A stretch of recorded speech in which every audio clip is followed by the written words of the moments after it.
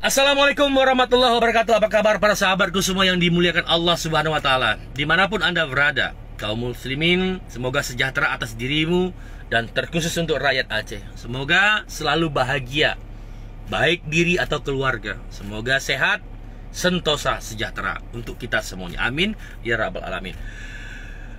Alhamdulillah, kita panjatkan kepada Allah Subhanahu wa taala bahwa persoalan yang menimpa saudara kita yang meninggal dunia akibat pengeroyokan yang dilakukan oleh sekelompok massa, para tersangka pengeroyokan itu sudah ditangkap oleh jajaran kepolisian Tangerang, ya, tepatnya di daerah sektor Serpong, ya.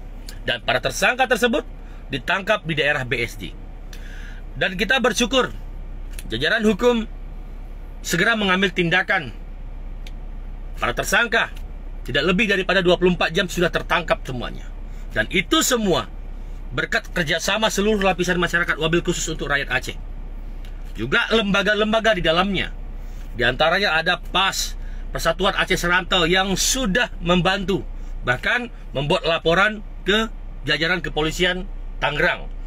Juga daripada aliansi Aceh yang ada di Jakarta.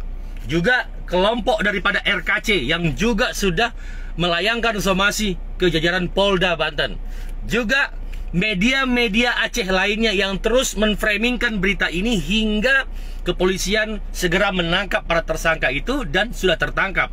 Juga seluruh masyarakat Aceh terkhususnya, saya ucapkan terima kasih. Berkat kerjasama kita semuanya, persoalan ini akan segera rampung karena para tersangka sudah tertangkap. Mudah-mudahan kasus ini terang benderang dan kita bisa terus bersama-sama mengawal hingga tuntas, ya. Sama-sama kita berdoa semoga Allah Subhanahu wa taala melancarkan setiap urusan kita. Dan untuk keluarga korban, saya mengucapkan semoga kalian diberikan ketabahan, dan untuk almarhum semoga Allah Subhanahu wa taala melapangkan kubur dan mengangkat derajat